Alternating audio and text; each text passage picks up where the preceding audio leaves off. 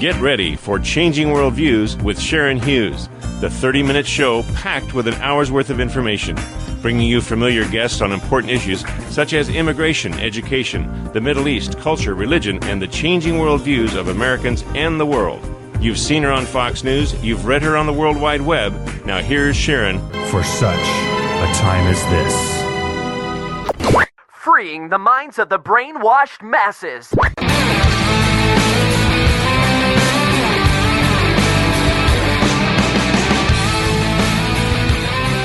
Hello, everyone. Thank you so much for tuning in to this edition of Changing Worldviews today. Former Secretary of Defense Robert Gates has come out with a new book, Duty, Memoirs of a Secretary of State, where he blasts the Obama White House as excessively controlling and obsessed with politics. And referring to Vice President Joe Biden, says that he, quote, has been wrong on nearly every major foreign policy and national security issue over the past 4 decades. Pundits are saying this is the worst scandal that the Obama White House has had to deal with.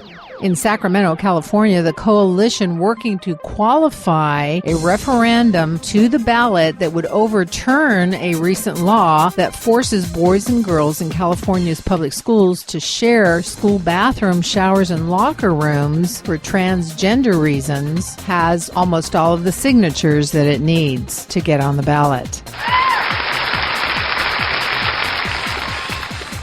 In Oklahoma, the New York-based Satanic Temple has released design plans for a Satanist monument that it hopes to be in place on the Oklahoma State Capitol grounds. Wow. Its goal is to erect this statue next to another religious statue, a depiction of the Ten Commandments. The statue has a picture of Satan with a goat's head sitting on a throne with a little girl on one side and a little boy on the other.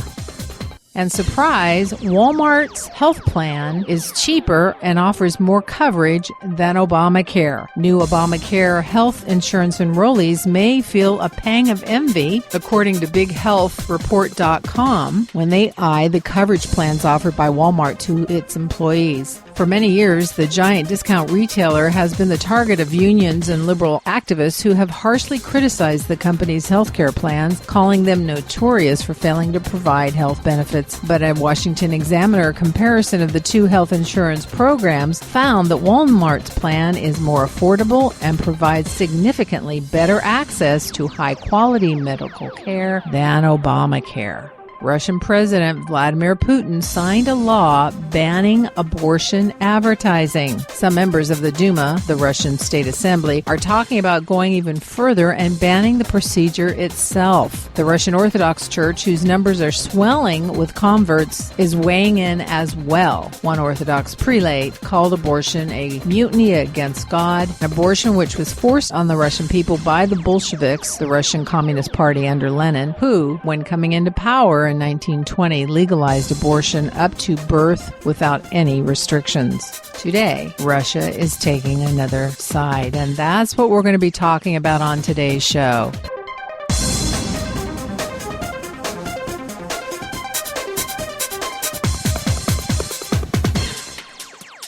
January is seen as Sanctity of Human Life Month, and so we wanted to start the month off addressing the issue of abortion once again. Today, specifically, the untold stories of the abortion wars with my guest, Monica Miller, author of the book Abandoned. So stay with me. A side of the abortion issue few talk about. You're listening to Sharon Hughes, coming to you from the Wild Wild West, and we mean wild.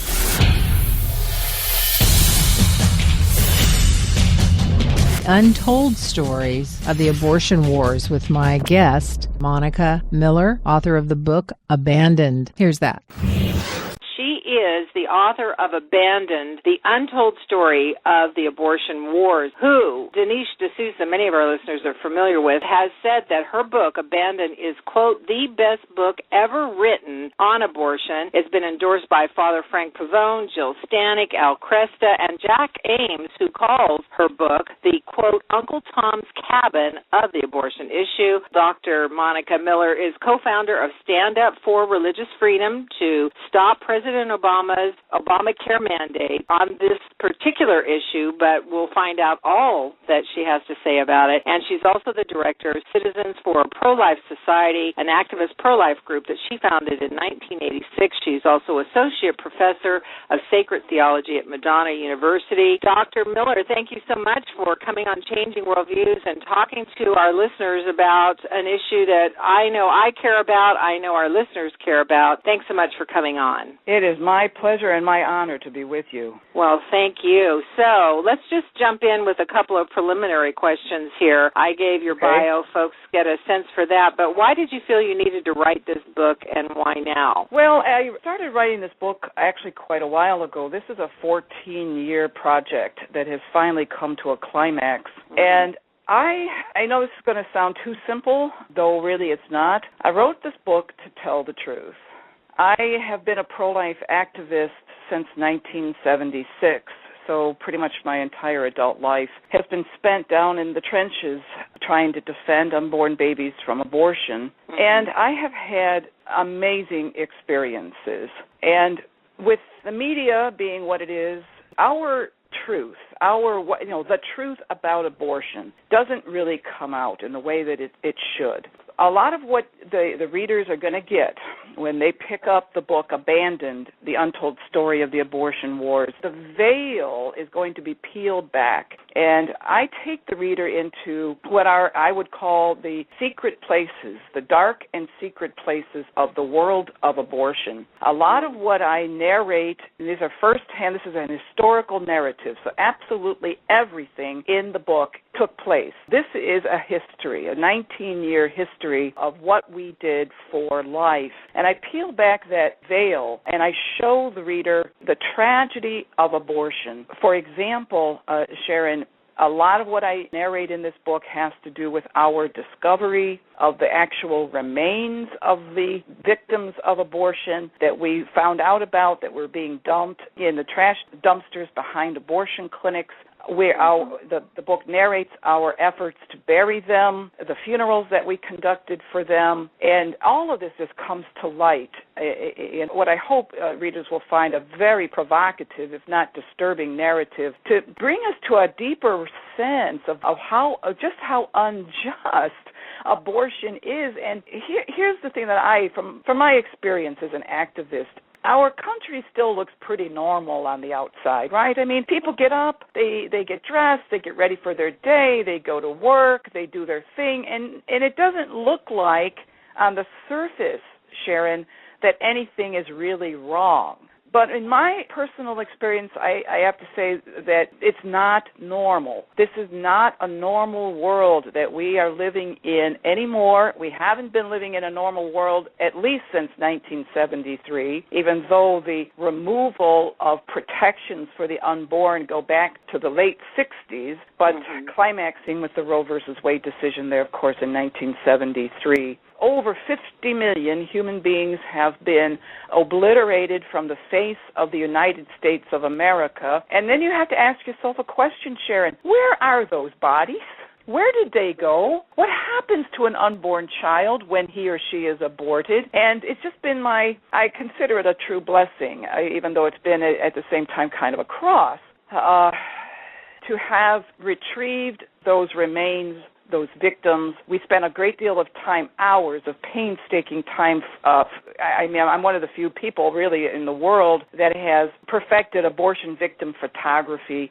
We took photographs of these children. In fact, if people want to go up on our website, which is imagesofabortion.com, so pretty simple, imagesofabortion.com, we have some of the most spectacular photography, poignant, beautiful, and sad, all at the same time. But this is America, and that's part of what I do in this book. There's other things going on in this book as well, but a lot of it has to do with that truth and peeling back that facade of normalcy and getting to the truth of the tragedy of abortion. That's great and definitely needs to be done. America needs a real wake-up call because there is like a veil of darkness that it's just amazing how deception works. But I want to really actually get into some more detail of the issues that you've just raised here, but I know that our listeners are very interested in what you're doing in regards to stand up for religious freedom. So tell us about that. We've talked about this on the show. Our regular listeners are aware of what we're talking about, but for the record, why did you feel you needed to start that organization specifically to stop Obamacare? Right. Well, this is an unprecedented attack on the church, and I just felt, as a devout Catholic, I could not just sit by and not make a contribution in at least protesting, if not helping to reverse the Health and Human Services mandate. I partnered with my good friend Eric Scheidler of the Pro-Life Action League, and about a month, maybe 3 weeks after Obama had made the announcement regarding the mandate and said he'll give the church a year to get their act together. Of course, the church responds a year to figure out how we're going to compromise our consciences. And so, because Eric and I are both activist pro-life leaders, we wanted to do something that would rally the grassroots and make a public event, a public show of protest and opposition against the HHS mandate. So we organized these nationwide rallies, which have been enormously successful, really kind of beyond our own initial expectations. Our first rally was March 23rd. We had 64,000 people all over the United States participating in that. 140 rallies took place all over, from Maine all the way to Hawaii. Every time zone in the United States was represented. Then we did it again. Second rally was on June 8th, and we had 63,000. So only 7 weeks later, and we still were able to have almost the same number of people and basically the same kind of event, but we had 160 cities participating. And the point of these rallies, Sharon, is simply to keep this issue in front of the American public. The stand-up rallies have generated over 1,000 news stories all over the United States. Local papers, local TV affiliates, radio shows picked up on it. So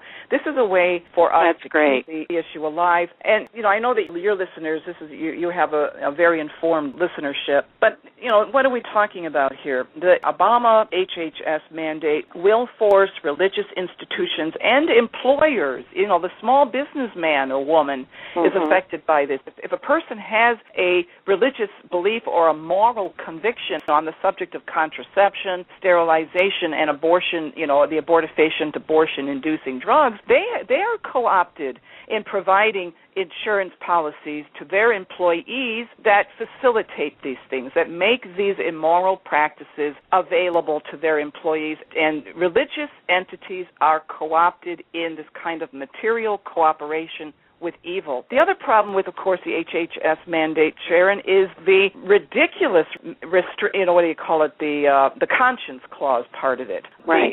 Which groups get exempted from the mandate? Well, they've so narrowly defined what constitutes religious ministry. I'm fond of saying that even Jesus and the apostles would not have qualified for the exemption, because if you get the exemption, you have to serve people of your own congregation and employ primarily people of your own congregation. Well, there goes all kinds of ministries that are reaching out to people. I mean, nobody is asked to present their baptismal certificate, or when they come into a soup kitchen or an orphanage or foster care or a Christian charity or organization. And so in both ways, the HHS mandate is exceptionally unjust. Yeah, and I want to throw out here for folks that may not be aware, part of the whole rebranding of the Obamacare from the administration came down to where they were redefining it even to the place of worship. They were not saying religious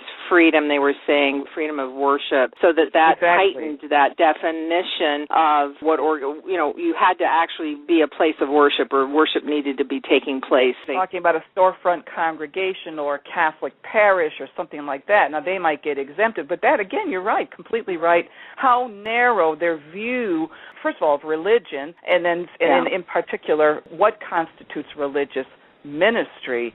Christians do not just serve Christians, we serve others because we are Christians, not because other people are coming to us who happen to be Christians. So, this is a very, very important threat.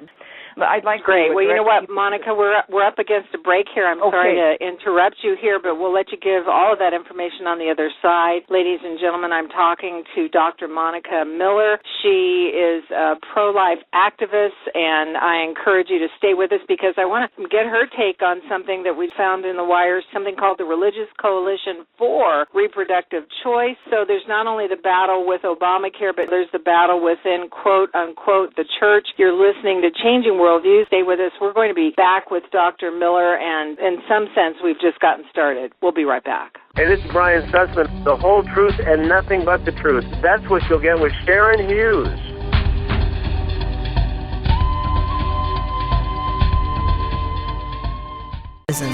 And now, with a look at what's happening on the legal front, the president of the Pacific Justice Institute, Brad Dacus. Politicians and activists have been manipulating to discount the rights of the citizens of California. How? Well, at issue is Assembly Bill 1266, referred to as the Co-Ed Bathroom Bill. It would require all public schools to allow self-identified transgender students to access bathrooms, locker rooms, and sports teams of their choice. Well, the Privacy for All Students Coalition collected over 619,000 signatures last fall. The Co-Ed Bathroom Bill will not go into effect as of January 1st, 2014, while signatures are still being counted throughout the state.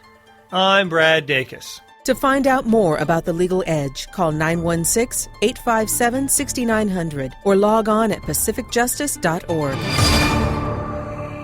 I want to tell you about a fantastic seminar that's coming up in the San Francisco Bay Area on January 17th and 18th. It's the Watchman on the Wall seminar put on by a ministry of Eagle's Wings. If you are just growing in your knowledge and passion for Israel, or you have been standing for Israel for years, this seminar will be an extraordinary way for you to be educated and activated on behalf of Israel and Jerusalem. There's 7 impacting teaching sessions. It's going to be held at the Father's House in Napa on Friday, January the 17th and Saturday, January the 18th. It's $89 per person, which includes all the materials, a manual, 8 CD audio teachings, and a DVD, or $149 per couple. You can register by going to www.eagleswings.to/WOTW or Watchman on the Wall, WOTW Napa, or call 1-800-519-4647, 1-800-519-4647 for the Watchman on the Wall seminar in Napa, California. Join Miles and Catherine Weiss and many others who will be conducting this Watchman on the Wall seminar January 17th and 18th, and there is a student rate of $35 available with ID. Again, call 1-800-519-4647. Again, call 1-800-519-4647.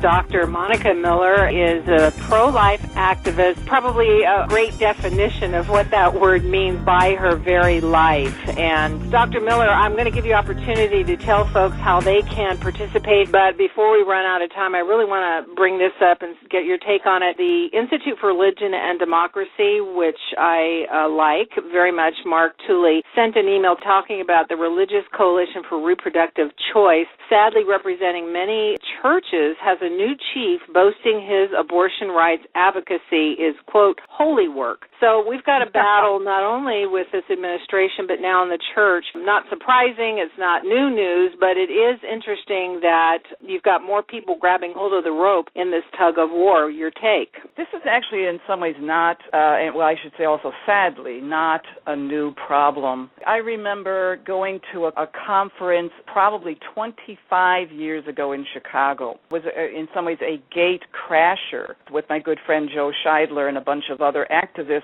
in Chicago. We went to the Religious Coalition for Abortion Rights conference. And so these were churches like the Unitarian Church, the United Church of Christ, the American Presbyterian Church, some other churches that called themselves Lutheran. I'm not sure if it was the American Lutheran Church or ECLA. But in any case, it was amazingly disedifying to see how these churches, basically you're talking about apostate churches. They wear the Christian name, but they have given up on the Christian faith itself. There is no way that these churches can claim to believe in the God of life, the God that says that man is made in the image and likeness of God, the same God who declares thou shalt not murder, that has given up the entire Christian patrimony going all the way back to the 1st century with the early Christian work called the Didache, the teaching of the apostles, where abortion and infanticide were condemned. To be a Christian was, in fact, to give up those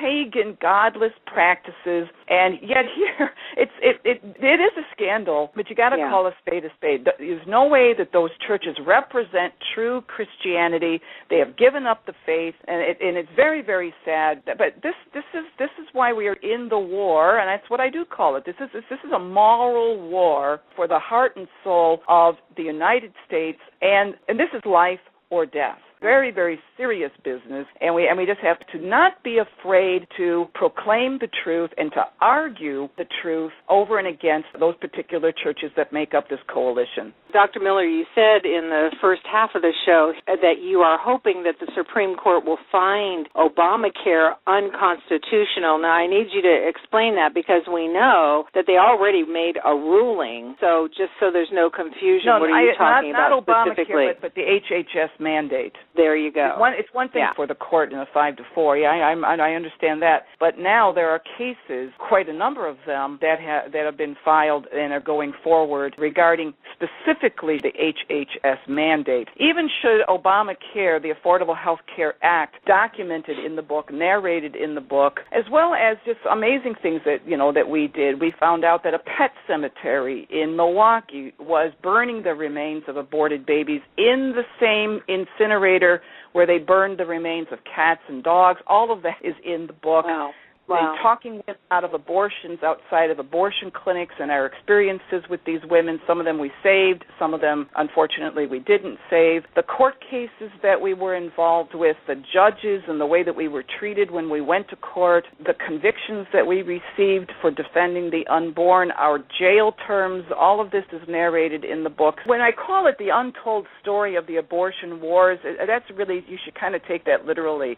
I'm talking about things that most people, even in the movement, especially sharing younger pro-lifers. This is a book that's going to give them a sense of history, of what went on and what we did for life and the meaning of abortion. This isn't just a story. I'm trying to get at what is at stake in abortion. What does abortion really represent? And let me give out, if I may, the 1-800 number. People order the book. It's 1-800-437-5876, or just go to St. Benedict Press. It's all one word, stbenedictpress.com, on Abandoned, the Untold Story of the Abortion Wars.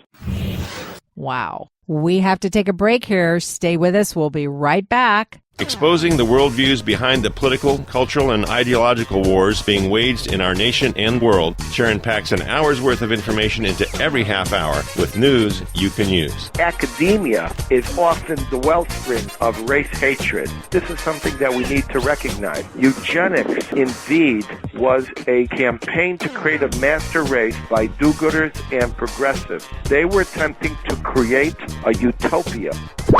What's ending up happening is that Christians who say, I don't care about issues, they realize that's what's being used to silence the gospel. If they can silence the truth, they will silence the gospel.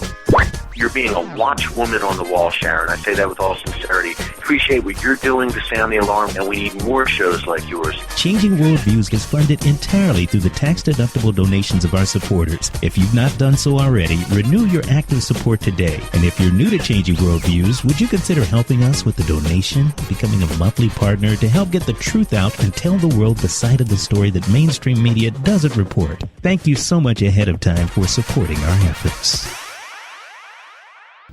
Okay, so I said I'd give you something that you can do that's practical to help repair, restore, rebuild our nation, particularly as it relates to the family, the breakdown of the family. We want it rebuilt.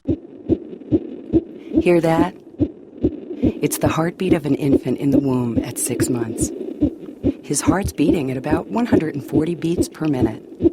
If he were born right now, his chances of survival would be greater than 50%. But even today, his mother could choose to have an abortion. The law says it's her choice. Each year, more than 18,000 babies who are already in the 5th month of pregnancy are aborted, and it's legal. Roe v. Wade says you can choose to have an abortion for virtually any reason, at any time, right up through the 9th month. It's been over 30 years since Roe v. Wade, and now 1 in every 4 pregnancies ends in abortion. Have we gone too far?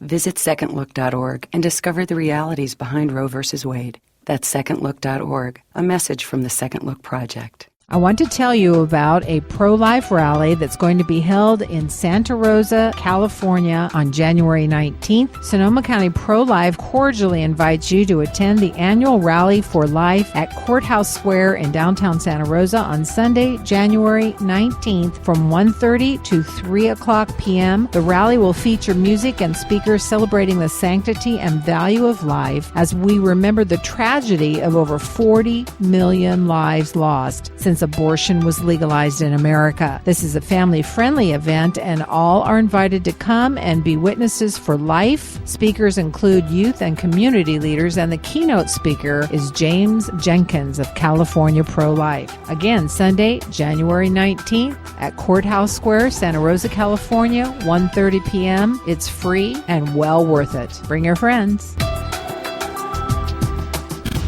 Take action. I encourage you to tune in every Monday, Wednesday, Friday, and Saturday on KDIA AM 1640 at 4:30 p.m. and every Tuesday, Thursday, and Sundays for our 1-hour live stream show, which you can access by going to changingworldviews.com, listen online, or by telephone at 424-222-5360, or online, changingworldviews.com. Click on the Blog Talk Radio link, and that'll take you to our online stream show. And there's also archives there as well. And so until I see you next time, this is Sharon Hughes saying it like it is. Thanks for listening to Changing Worldviews with Sharon Hughes. You can get more information on today's topic or order a CD of today's show by visiting changingworldviews.com or writing us at Changing Worldviews, P.O. Box 750624, Petaluma, California, 94975-0624. You can also contact us at talk@changingworldviews.com. That's talk@changingworldviews.com.